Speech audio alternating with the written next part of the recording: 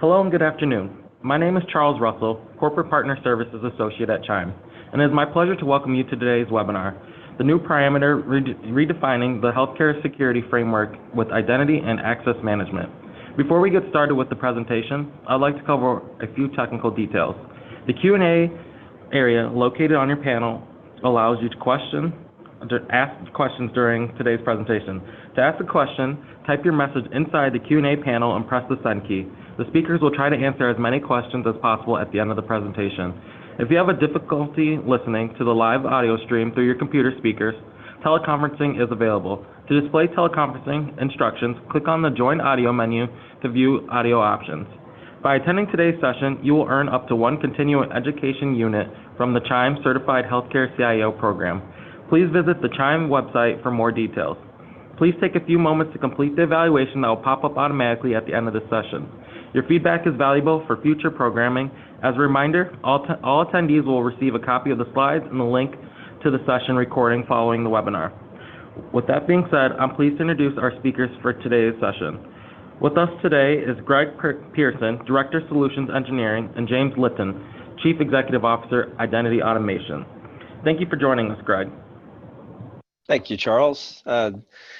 Before we get into this, just a little bit about myself. I have 20 plus years of experience in IT, over 10 of those here at Identity Automation, focused directly on identity and access management.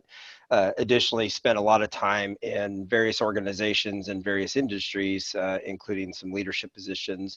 And prior to coming to Identity Automation, actually spent my last role as a leader in a healthcare organization. So I'm familiar with the healthcare space as well.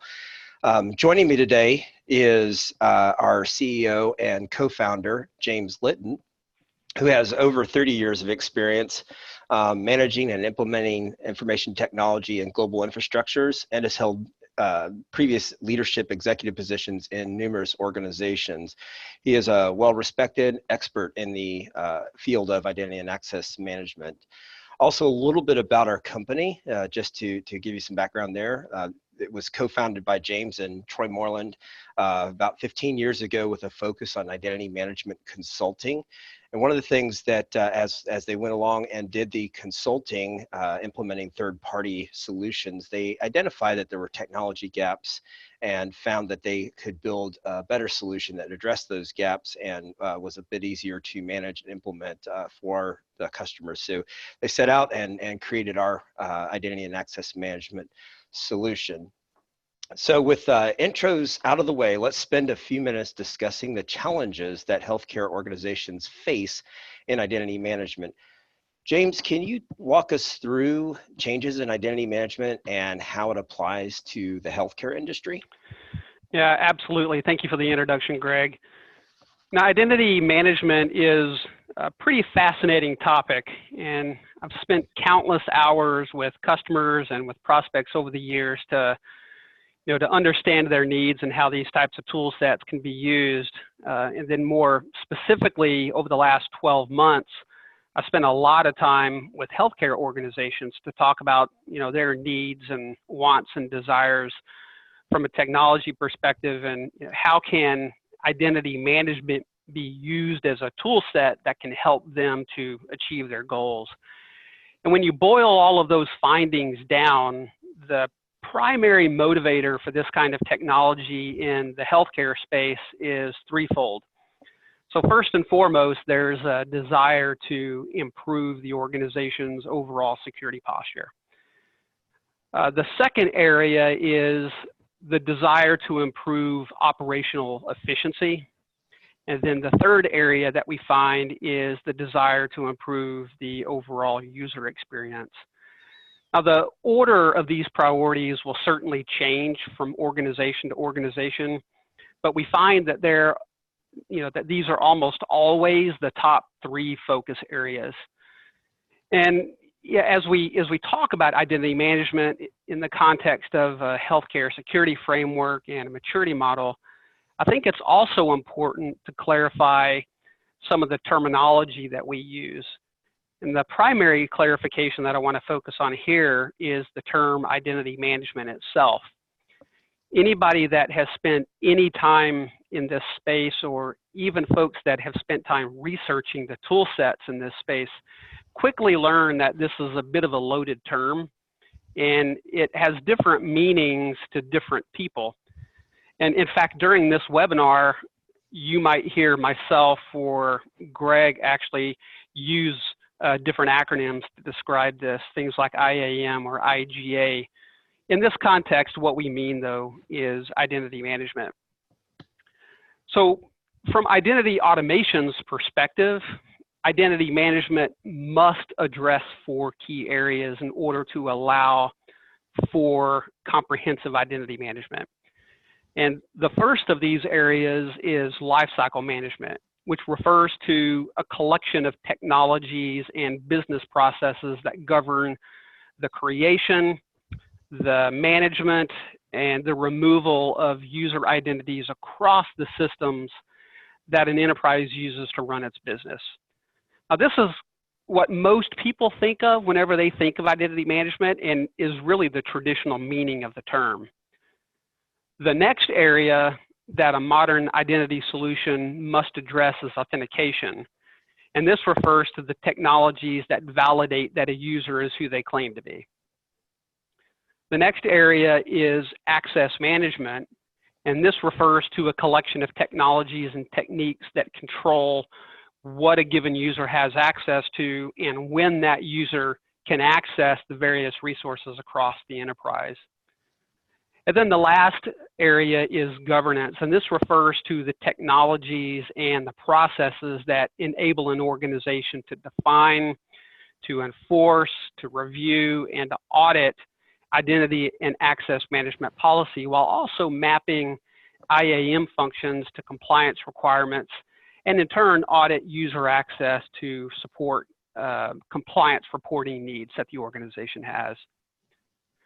So with that foundation laid, Greg, why don't you talk to us a little bit about how IAM fits into the overall security picture, and how does that relate to the traditional perimeter security that many of the participants in today's webinar will be familiar with? Absolutely, and thanks for that great introduction on what identity management is, James. So the interesting thing is the perimeter of today is not the perimeter of yesterday. So in the past, when we looked at securing our perimeter, securing our environments, we thought about what does it take to secure our network within inside of the confines of our walls. So it didn't go outside of our walls. We had endpoints that were inside our walls. We had users that were inside of our walls, and we had resources that were inside of our walls. That perimeter is expanded. In this day and age, with software as a service, with compute resources that are outside of our control, those things become, that perimeter expands. It gets much bigger, and we have less control over those things. However, the one thing that has remained constant is there's still identities that are involved in this. So identity is still a very, very important part of what we have to protect and what we have to have a strong security focus on. So from that perspective, it hasn't gone away. It's just been expanded, and we have identities that play from inside and outside of our network, and access resources inside and outside of our network. So we have to focus on securing those identities and making it the new security focus. The new perimeter is the identity itself. So why is this important? The reason it is important is because there's a lot of focus, and Rachel, if you go ahead and go to the next slide, please. There's a focus in healthcare on a number of things, and why do we have to focus on identity as that security perimeter, as that focal point?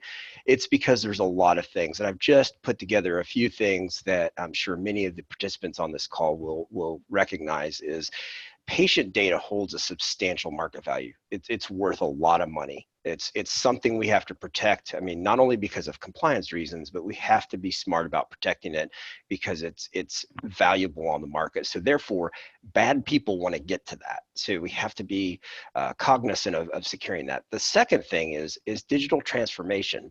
And I know people on this call know this much better than I do, that healthcare is going through, as an industry, a digital transformation. Things are becoming more digital. We're having to get information out to patients in different methods. We have to have pre-registration for surgeries, and there's all kinds of things going on. Not to mention just the standard digital transformation of looking at things that are outside of the confines of our walls and our data centers, so things that are being delivered as a service now. Additionally, there's a lot of mergers and acquisitions activity going on in the world of healthcare. Smaller institutions are being merged inside of larger institutions, so there's a lot of activity. The downside to that is there's a lot of legwork that has to happen. There's identities on both sides, so both entities have their own processes, their own identities, their own set of resources and systems and applications, and that has to come together. And identity is the core of that. We have to centralize on that. Of course, without thinking, there's the HIPAA compliance regulations that we have to focus on. There's the new EPCS, and then not even mentioned here things like GDPR and the California Consumer Privacy Act. Those things are just predecessors to what I'm sure is coming down the road for this industry. But of course, we have to do all this and we have no money. The financial challenges within the healthcare industry are real. We don't have a lot of resources, but we have to make these things work. So again, it's super important that we have a strong identity and access management system and solution in place to help build that efficiency. I can't say that. That James mentioned earlier, that there's business processes and there's also security, and you have to play between both of those. We have to secure our environment, but we have to enable our business users to do what they need to do, and our clinicians, of course, to deliver the best healthcare service that they can. And then last but not least, I always leave it out here because it still sits out there in the wild, is there's legacy processes and systems. And so we have to have identity and access management systems that are flexible enough to incorporate some of those things until they can go through that digital transformation and get updated. So Rachel, if you go to the next slide. So I thought this was an interesting quote that I found within a Kuppinger-Cole paper that I cited there at the bottom.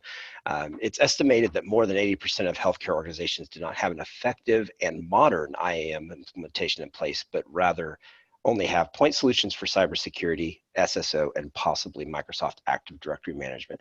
What's so interesting about this is it makes sense, because from a business enablement perspective, we need to get our clinicians in and working and not tie them up with having to deal with complexity and getting information into EHRs or having them work through the patient experience. So it's important to address that first. Of course, we want to protect the information, so we focus on cybersecurity, and then Active Directory has become a larger part of many of our applications from that perspective. So it does make sense that these are the biggest focuses, but that's not all there is to identity and access management. And Rachel, if you go to the next slide. There's a lot. So we're going to talk about, we're not going to get into the detail of every one of these things, but I did want to put this up here. I think it's a fantastic visualization of the things that exist in the world of identity and access management. There's a lot to think about. There's from a preventative perspective, if you look at the left-hand side, it's what do we put in place to make sure that people have the right access, that they're authenticating, that they are assuming that there's going to be risk, and what can we use in the new world, the new versions of identity and access management, to take advantage of things like artificial intelligence and machine learning. Then of course we have some of the standard things that we've talked about. James referred to identity management. The perception of that is the provisioning of accounts. That's still very important. And of course, we have other things, privilege access management, and some other things that we're going to get into. And then on the back end of that is the audit perspective. Where do we send this information? What can we do with it? Can we feed it to our SIM system, our Splunk, or our Logarithm, or whatever systems we have? Can we feed it to our business intelligence platforms so that we have some of that data, so we understand what's going on in our organization? So just wanted to put this up there to say there's a lot that goes on with identity and access management, and it sits it's the center of attention when it comes to security in the organization. So very, very important. James, do you have any comments on that you want to put into this? No, I think you covered it pretty well.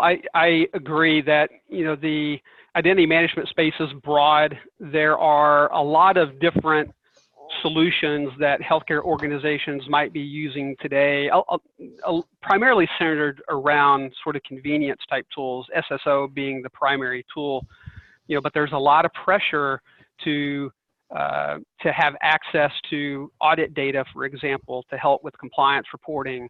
There's a strong desire to leverage new capabilities that can help organizations with their annual certification campaigns, right? And when you have a large number of users, what are ways that you can ease that burden, right? So how can you use machine learning? How can you use analytics and these types of tools to make that process more comprehensive, but also make it easier on the users? And we get a lot of questions around this.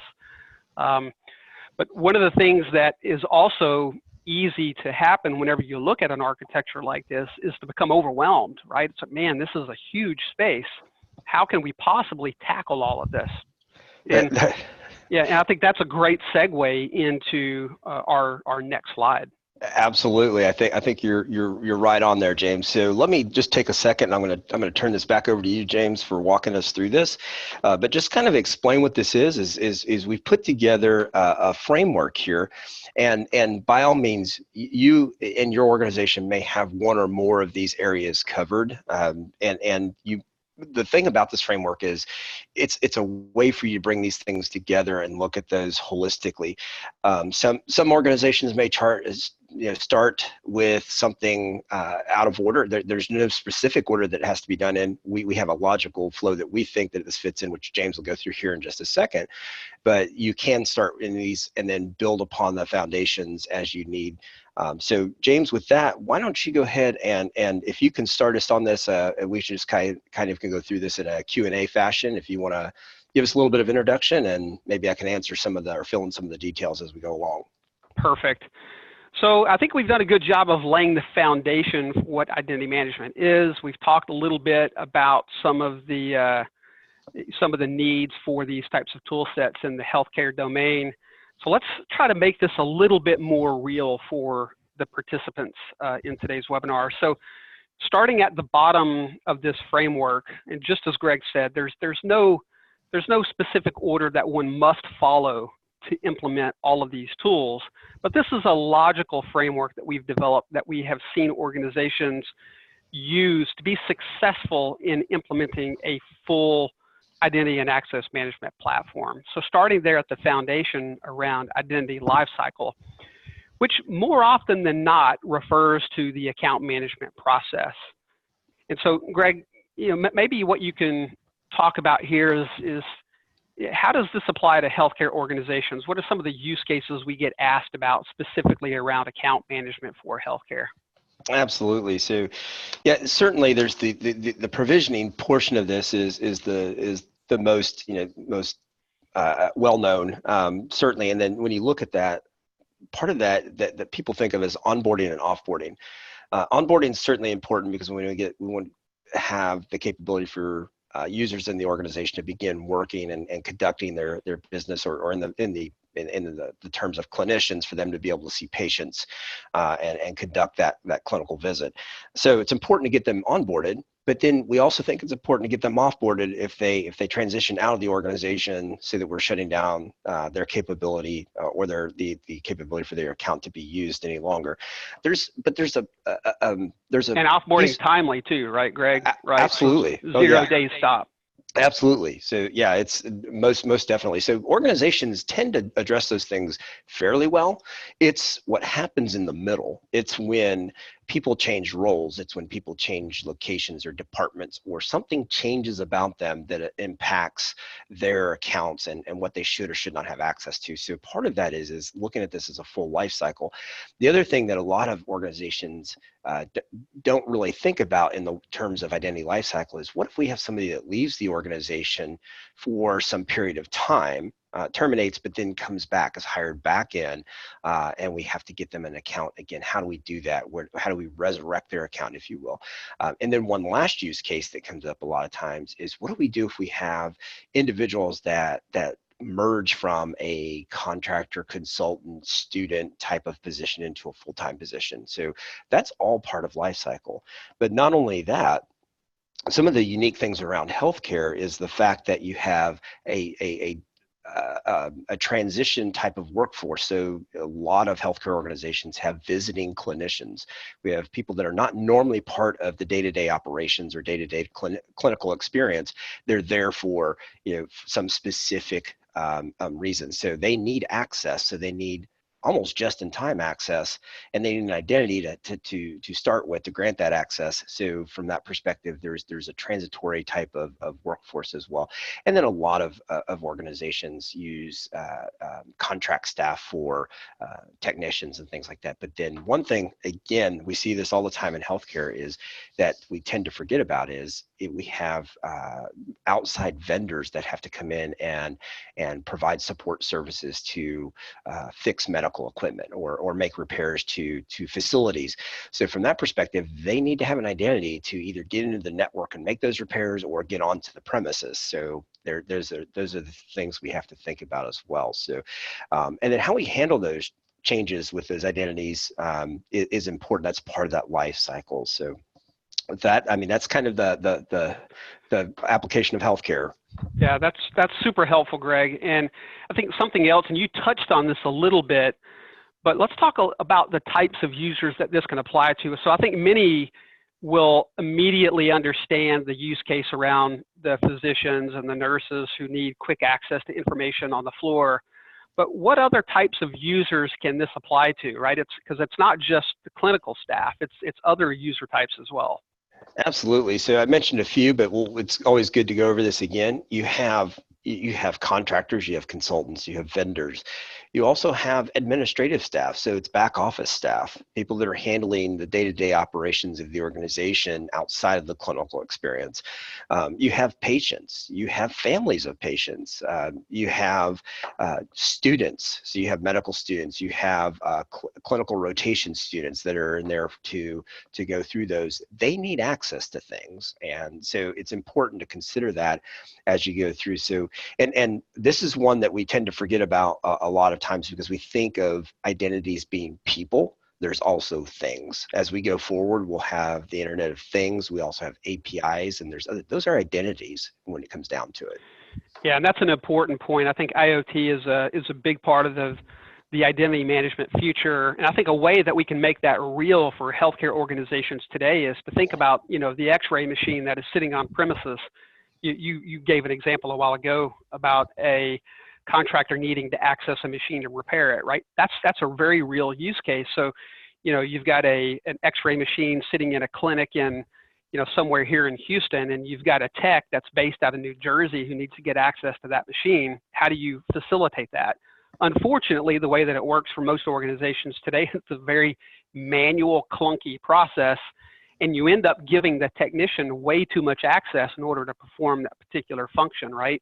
That's something that we can address with these tool sets. Absolutely.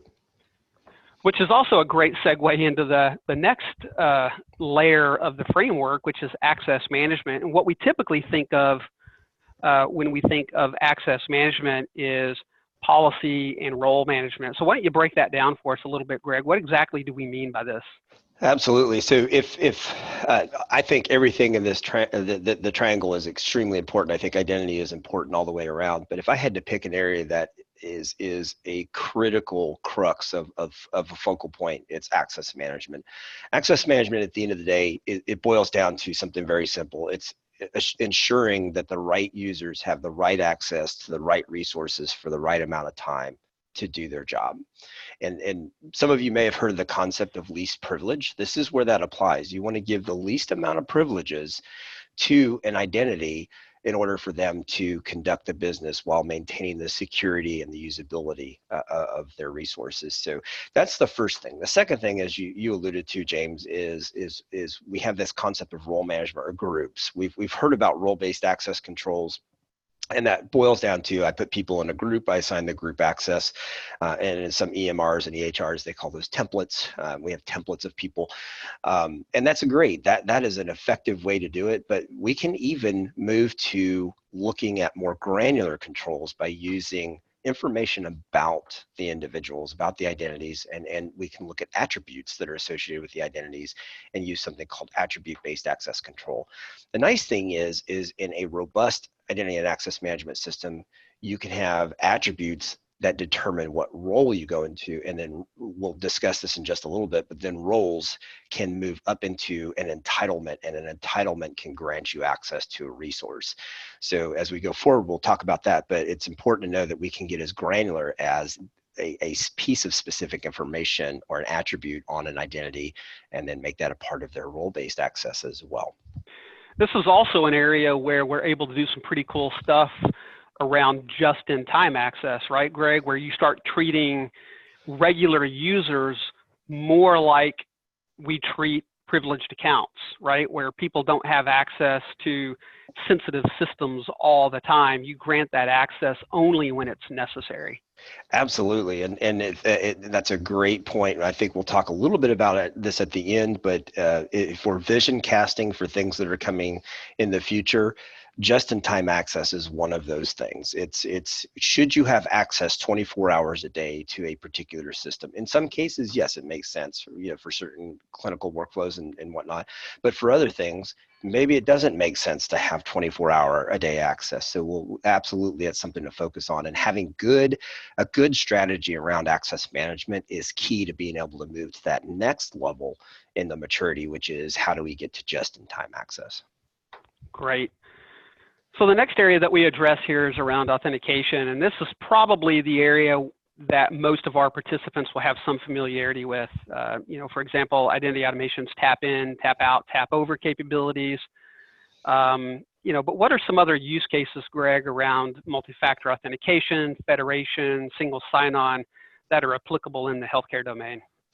Yeah, this is definitely, this is an area of focus within healthcare that most people will have familiarity with, because it's the business enablement. The first thing we want to be able to do is get individuals into the resources they need to get into so they can be up and running, especially for offering the best patient experience as they go through a clinical visit. So from that perspective, that makes sense, but the tap in, tap out is just a form of authentication. When we look at authentication, we look at three different factors, which would be something you know, something you have, and something you are. So something you know might be something like a password. You know your password. Something you have might be a badge that you're using to tap in, so like an RFID badge that you can tap in and tap out with. And something you are could be, your retina scan or fingerprint scan, or something that's biometric in nature. So when we look at that, part of that is to combine not only just one authentication method, but combine more than one, and that gives us multi-factor authentication. So the value in that from a security perspective is great, because what it does is we're not only identifying who we are and validating who we are within when we're trying to access resources, we're having to prove ourselves by one or more methods. So if something were compromised, so if we're looking at these things that happen these days, like the phishing attacks and the social engineering, where I've compromised something about an identity and I can use that to my advantage as a bad person. If we have multi-factor authentication and it requires more than one method, it makes it even more difficult for that bad actor to get in there and compromise that identity. Federation, this is a great, first of all, it's a standardized set of protocols. SAML, OAuth, and OIDC are some of the examples there that allow organizations, especially today with our SaaS-based applications, it allows organizations to connect into applications to provide a way of authentication using a trust between two parties. So for example, if you have an application that's hosted by a SaaS provider, they can trust that you've done the authentication against your internal directory, maybe like Active Directory, and you know who they are. You've verified, you've gone through the multi-factor, and once they've gotten through that gate, because of the trust, they automatically get signed on to that application. So all of those work together. This is the biggest area where we see some of the business enablement coupled with that security. So it's got a double focus there. Great overview, Greg.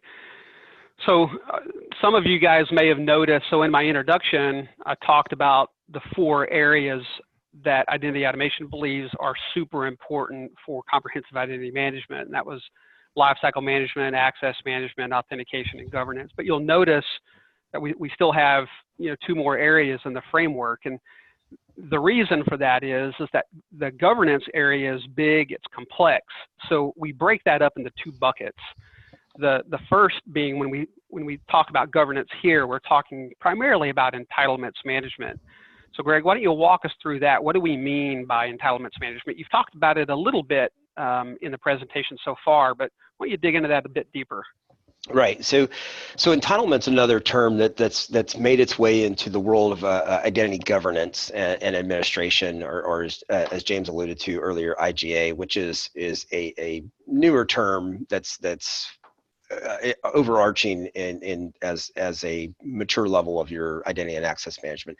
So as part of that, governance is really the focus on entitlements. And what are entitlements? Entitlements are it's a grouping of things that you are granted as an identity to use within an organization. From it could be specific access to an application, it could be specific access to a set of applications, could be file resources, or whatever the resources. I use the term resources. It can be any sort of entity that you're trying to access.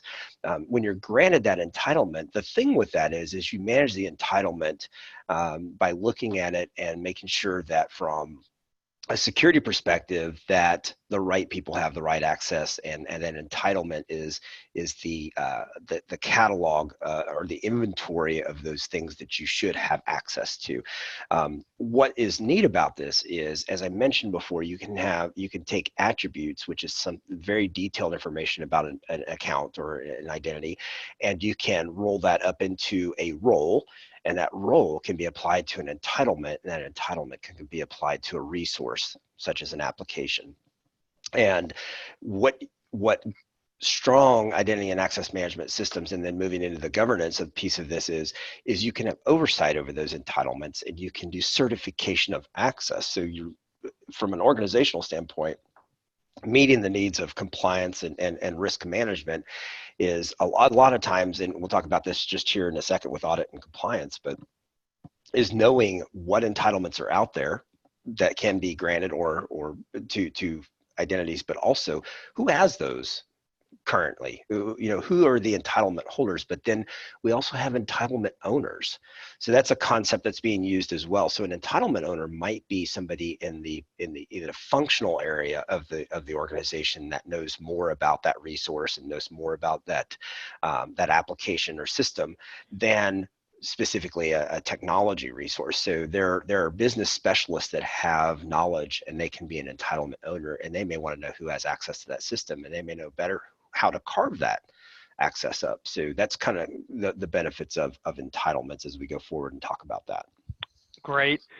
And then the fifth and final area of the framework, and very much part of that governance domain, but we break it out here because this particular area gets a lot of attention in organizations that have compliance requirements, right? Or otherwise do lots of auditing. They need access to the data, right? And the reporting function is super important, which is what most of us think about when we talk about audit and compliance. And so why don't you walk us through that? What are some of the questions that you get from healthcare folks around audit and compliance? Yeah, one of the things I think I hear the most is, HIPAA and high tech have requirements around, and other, if you're subject to PCI or SOX or any of the other compliance, they all have requirements around doing at least at a minimum, annual audit of the access that's in the environment. And organizations tend to scramble to do that. They do an annual certification campaign. Let's go out and make sure everybody has the right access. And what happens if the organization discovers that they perhaps don't have the right access assigned, they scramble to complete that. And this goes back to that, that access management and the identity lifecycle is let's look at who's there. So a lot of IT leaders are like, I spend a lot of time, manually fixing these things because we found people that had an overabundance of access.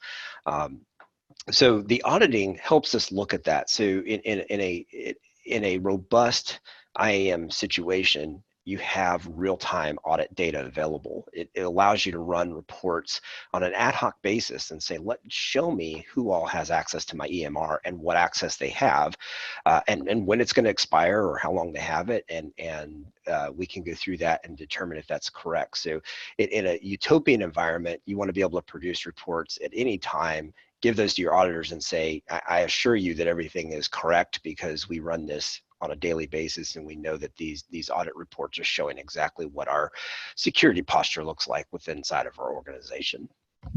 There are other important questions that can be answered with this as well, right? Like, it's not just who, but it's also how, right? So we can answer questions, you know, like Greg Pearson has access to a particular system, but there might be times where you want to know how that access was granted. Can we answer those questions too? Absolutely. And you know, when was it granted? And again, what was some of the context around that being granted? You know, what workflow did it go through, for example? You know, was there more than one person that validated that? One of the things that I've heard on my road show quite a bit around this is using these types of tool sets to deal with rogue access. And so, and we use that term rogue very loosely, so it may not necessarily be somebody trying to do something nefarious. It could be, but it could also be a well-meaning IT resource who is helping somebody work around the system. We can capture those types of incidents as well, right? Oh, most definitely. And that happens. It's not that people are trying to be nefarious. It's the fact that by nature, humans are compassionate, and when they're compassionate, they want to try to get things moving along. And especially if we're focused on something like a clinical experience, right? A patient experience. That's of huge concern to all healthcare organizations. They want the patients to have the best experience they can. So whatever we need to do to get things in place. But the problem is, we also, as humans, we have fault, and sometimes we don't close those gaps when that's created. So a good audit and reporting and information around that allows us to at least identify those things and go back and clean those up. So that's part of it. And you know, that's part of having a good comprehensive reporting structure as well. Great.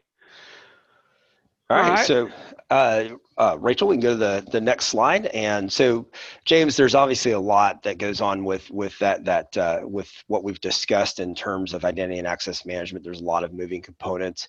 A lot of times we hear, you know, where do I start? How do I measure our current state? So I think this is great that we have a maturity model. If you would take just a few minutes to walk us through this healthcare IAM maturity model, I think that would be great for our listeners. Absolutely.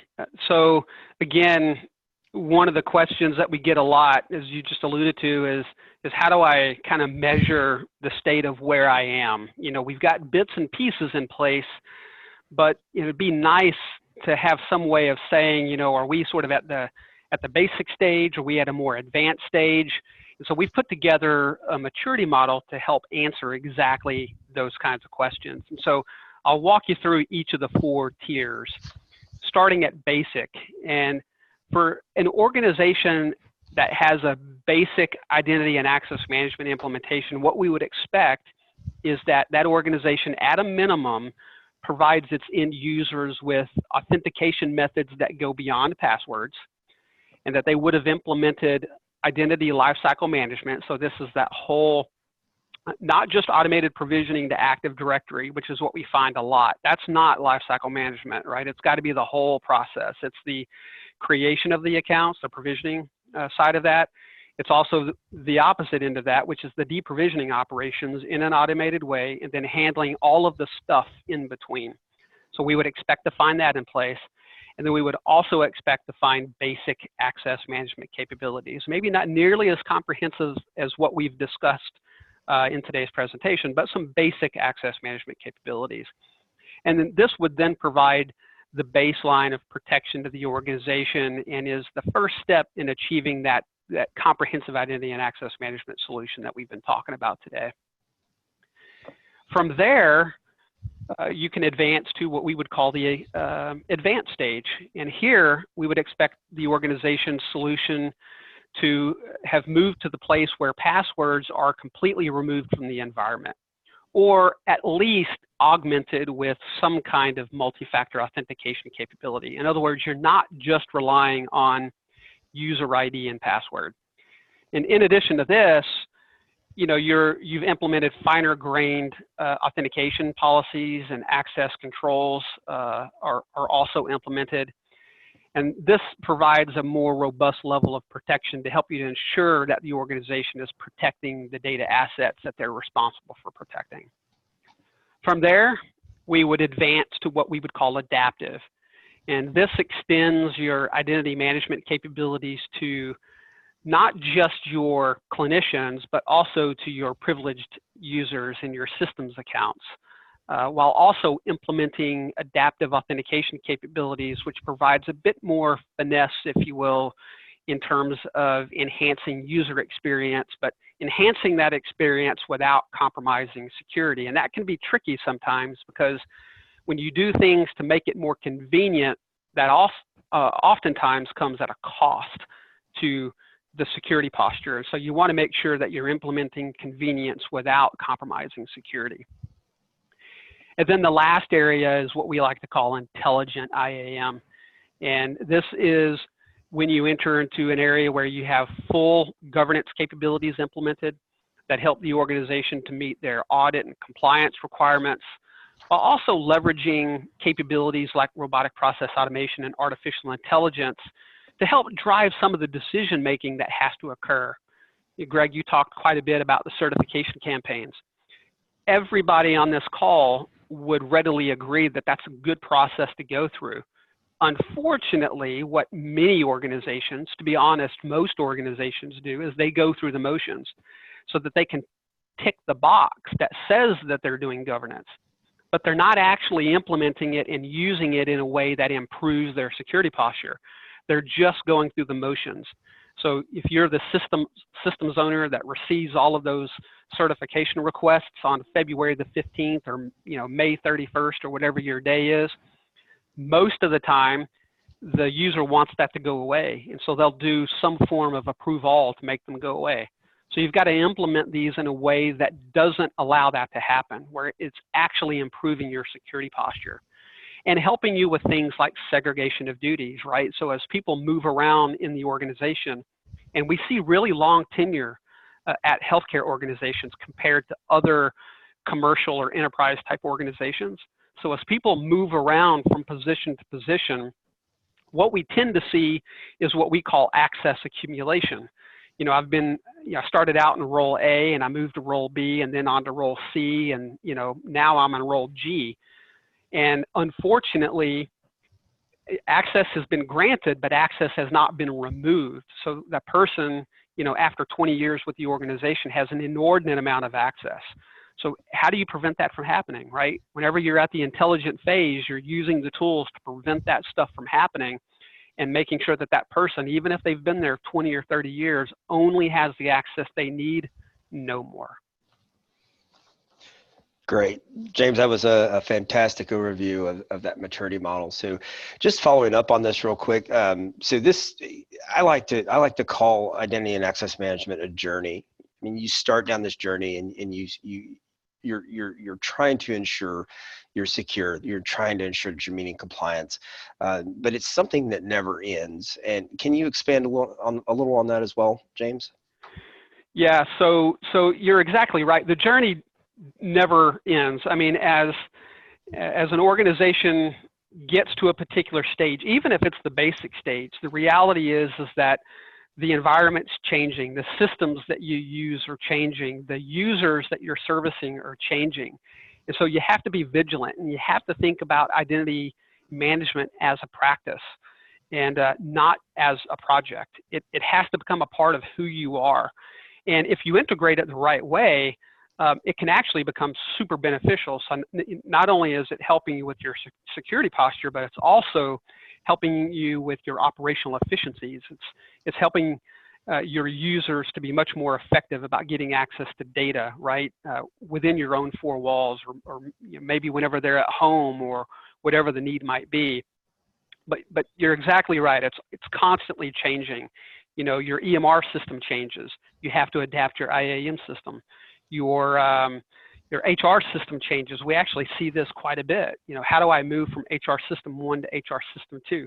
huge impact on your identity and access management system when you make a change like that, which is also incidentally why how it's implemented is super important. You have to make sure that you're engaging with a vendor that has a lot of experience in knowing how to implement the system in a way that allows these kinds of changes to your HR system, for example, or your EMR system or other critical systems within your environment to be changed without it having too big of a negative impact on your identity and access management system. So, Greg, I think your view of that is exactly right. It is truly a journey and something that you have to proactively manage, forever. Excellent. And Rachel, if you'll take us to the next slide, I think that's a great segue, James, into, so what is the future of identity and access management? So what's next? So some of the things we've looked at, and this slide has a lot on it, but I kind of just want to give a bit of a summary here. And then James, I'd love to have some of your input as well. When we're looking at just within the last couple of years, multi-factor has been a big deal. It's how do we start to eliminate passwords? How do we get more than one factor out there? I mean, even Forrester says in right in that 2020 timeframe that we have to have just-in-time privileges. And one of the things that they're saying is trust but verify is no longer a valid approach. We heard that just a couple of years ago. We have to be a little bit more proactive, and we have to take a stronger approach to our identity and access management and look at how do we really become granular and focused on our access and granting the proper access so that, again, we're practicing least privilege so that everybody has the right sort of access. So let's pause there. James, if you can just kind of give us a little bit of overview before we jump into the even more futuristic stuff. Yeah, I think zero trust is so important to the future of identity management. Just as you said, Greg, multi-factor, which is fairly pervasive today. Most of us have experience with that. Many of the folks on the call are probably using that at work. Or if not at work, you might be using it to access your bank, for example. That's great. Although in most instances, you're still using a user ID and password. Where we really see this moving is moving away from the user ID and the password. And here's the problem with user IDs and passwords is, if you look at it as, the user ID is 50% of the equation and the password is the other 50% of the equation, most organizations are set up in such a way that they give away 50% of the access equation to the bad guys. Just think about that for a second. The bad guys can guess the user ID because most of us are using email address or we're using first initial last name. Super, super common. And we get it. It's convenient to do that. So now that just makes it so much easier for the bad guy. Now they only have to focus on the other 50% of the equation. Massive databases out there with passwords that they can use to hack all day, right, at particular accounts to gain access. And with the access accumulation that we've been talking about, getting access to just any user ID, chances are that the bad guy would have access to more than you might think that they have access to, right? Because the privileges haven't been managed, quote unquote, properly. So as we move into a zero trust world, you begin to change that pretty significantly, right? So you move away from user IDs and passwords and you use things like push authentication with multi-factor, way more secure than a traditional user ID and password. And then moving into that just-in-time access thing that we talked about earlier. So even if, Jane Doe, her account was compromised and she had access to very privileged things within the organization, at least her role would have access to those things. If we move into a world where we're doing all of this just in time, which we can do some of this today, it significantly removes the threat because you have mechanisms in place that require some kind of validation before the access to that system is granted. Great. Yeah, and then the left side, or the right side of this slide, the 2023-2025, what we're hearing from analysts is we're going to be looking at the world of decentralized identity services. So I think it's important for us to get our identity and access management to a mature level. So as we move into some of the things that are being offered out there, and some of the things being mentioned here are corroboration hubs, which replace typical or previous authentication platforms. So now we're doing some corroborating of information, even into what they're terming identity trust fabric, right? So self-sovereign identities, things that are coming, I bring my own identity as an initiative. So James, your thoughts on that? Yeah, I think this super exciting area for identity management. I think the area under 2023 there, we're starting to see some of this stuff already. This is kind of that risk-based response, right? Something doesn't look right. How can we take real-time action on that? So a lot of vendors today will talk about risk-based authentication. Just be cautious. That's not always real. A lot of times it's really, really simple things like, geofencing, which, just about anybody can do geofencing based authentication and sort of, require stepped up authentication if somebody's coming from an IP address outside of your home range, for example. But we're talking about a different level here, where you're looking at real-time data that might come from your SIM system or, other areas within the organization where you can make real-time decisions that say, this person who is trying to gain access as Greg Pearson, maybe it is Greg, maybe it's not, but something looks funny, something smells funny. So, we're going to require some additional form of authentication, or we're going to take the step of saying this is just too risky and we're not going to allow access to that particular resource at this time. And that is definitely where we're headed with these identity and access management capabilities. And I think, the whole bring your own identity concept is very intriguing. I think this has legs. I think we could very easily see a future where users do bring their own identities, and they're using the same identity at work as they use for other resources. Very similar to what people think of, using your Facebook ID or using your LinkedIn ID to access other resources, but kind of on a whole new level. So super exciting future for identity management.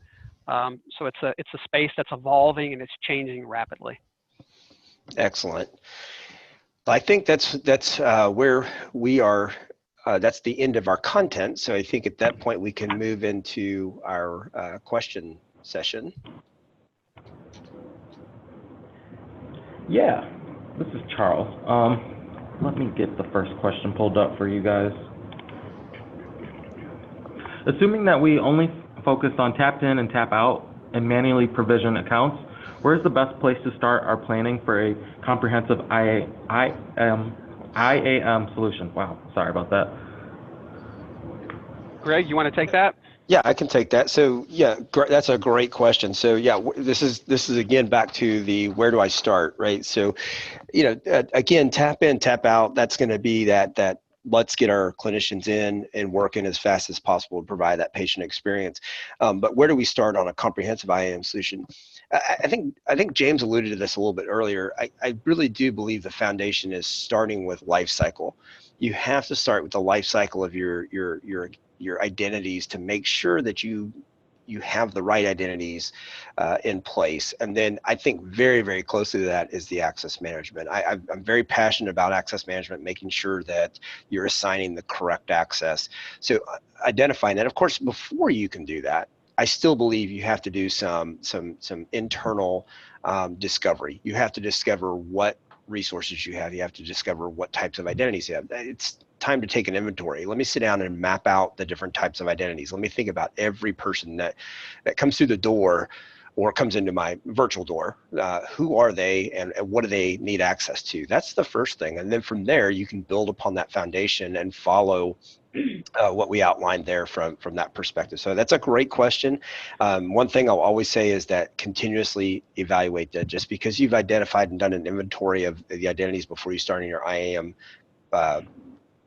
solution, don't stop there. You got to come back and at some point and reevaluate, do I have any new types of identities in my organization? Just a little more color on that too. I think Greg nailed that, but I think the way to think about the ILM piece, or the identity lifecycle management piece as well, is that the reason we view it as the foundation is that you have to use the identity as the cornerstone of the policies that you ultimately develop around access management. So I also agree 100% with Greg that when it comes to the security posture for the organization, the biggest tool you have in that toolbox is the access management piece. You know, that's where all of the work is done, but it's all driven, the policies are all driven off of the identities that sit below it.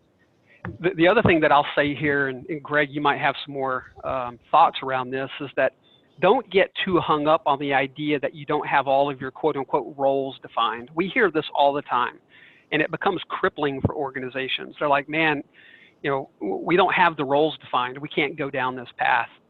And you know, I think our view is that role-based access by itself isn't the panacea that many view, at least have viewed in the past that it was, right? You oftentimes end up with more roles than you actually have users because of all of the quote unquote exceptions that exist within your organization, which is why we think an attribute approach is very relevant. So Greg, do you want to provide some more color around that? Yeah, that was a great point, James. I would follow that up with that's the whole thing around looking at entitlements, right? So you don't get hung up or wrapped around the axle, as we say sometimes here in Texas, about putting people into roles, right? So the entitlement is what you're trying to get to, and there are ways of taking attribute information and assigning entitlements based on information about that person rather than having to force everybody into a certain role or have hundreds and hundreds of roles to handle every exception. So I think you're right on there, and those things go together. But you know, at the base of that is understanding and looking at what you're trying to accomplish and make sure that you're focused on that and methodical, but not let it get so overwhelming that you can't move forward with it. Because the last thing I would follow up with is, it sounds very elementary, but you got to keep it simple to start with. And this is a complex thing, and if you out of the gate make it more complex than it needs to be by not sorting through some of the details and making it a little bit more simplistic, because you can always build upon this. It's something you should continue to build and reevaluate. Okay. Next question I have is, how do you suggest the responsibilities for the framework be distributed within the organization amongst the privacy, security, and access management teams? I'll take a first crack at this, Greg, and then maybe you could fill in some blanks for me. Okay. I think typically what we see is that if an organization has a security function, that they'll be the drivers for the identity and access management policy, if you will. They oftentimes don't own the actual implementation because they don't have the resources to do that, right? But they'll own the high-level approach to how the identity and access management solution should look and how it should act, how it should feel, if you will, within the environment. IT almost always owns the actual implementation, and working closely with the various resources across the organization to ensure that it's successful, because you can't come at it from IT alone. You have to partner with the rest of the organization to make sure that your understanding of how their workflows function, for example, are accurate, so that the identity and access management solution can facilitate those workflows and that you don't implement something that's going to break that.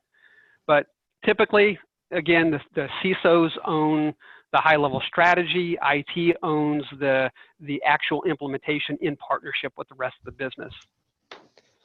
Yeah, I think that's great, James. And then the only thing I would add is, you mentioned this earlier, and I think it's a point worth hammering home, is you have to focus on IAM as a program. It can't just be, I'm going to implement an application. It doesn't work like that. IAM is a program. It's a stream that you have to manage, and it involves a number of different functions within your organization. So it crosses into your compliance and your risk. It will cross into, a lot of times in healthcare, we're talking to CMIOs as well, because they're very focused on, and they have a vested interest in making sure that their clinicians are able to get to the resources they need to get to and not disrupt the patient experience. So you have to have a program, you have to manage that. And I do agree that the CISO tends to own that, because from that perspective, it's a security focus, and that's what it has its legs in, but it is a business focus too. And I'll just add one more point there, is that for organizations that don't have a CISO, and a large number of healthcare organizations don't have that function. And so in those cases, we will see IT own it, or just as Greg said, CMIO. Yeah, CMIO will have a pretty heavy involvement in the program as well.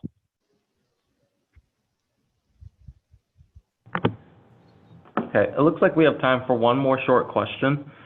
The question is, in lifecycle management, what about the people that perform more than one role? How do you manage that? Oh, I can take that one. What a great question. Go for it, Greg. It is a great question. So yeah, so that comes up all the time. I would say the two industries I see this the most in are definitely healthcare as well as higher education. And sometimes those worlds converge upon each other because of medical schools and whatnot. So absolutely, this is something we're quite familiar with and have dealt with for years. And we tend to classify these things as affiliations. So you have multiple affiliations. It's not uncommon. There are ways to deal with it. Some of it, from an identity perspective, it's actually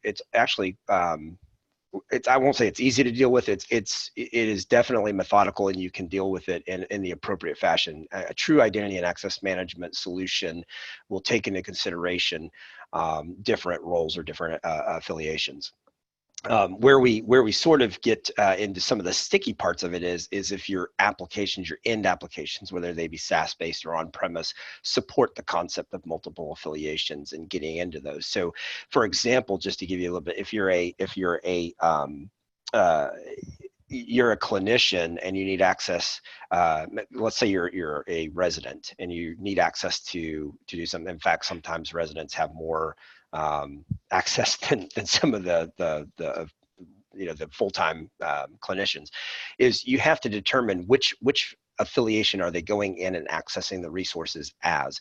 You can have information on both of them, so they're a student as well, right? They may be a student, and so you can have an affiliation, a set of an affiliation attributes for each of those different roles or affiliations, and you can derive the identity based on that and the access based on that. So you can put them in, as I mentioned before, you can take your attributes and apply those into roles, and you can apply those roles to entitlements. So they may hold more than one entitlement for the same system, but there's an affiliation associated with that. So again, some of it comes down to the applications, but it is definitely something that you want to look at the most granular level for their information, the attribute level, to divide up those affiliations. And there are times affiliations go away as well. So how do you handle that as well? James, anything from your perspective? Nope, I think you nailed it. Nothing else to add. Well, I'd like to thank Greg and James for speaking today. And I'd also like to thank all our attendees for joining. Remember that you can access an archive of this session on the CHIME website under Archived Events. Attendees will also receive the slides and recording via email. Thank you so much for everything you guys did today, and everybody have a great afternoon. Bye-bye. Thank you, bye.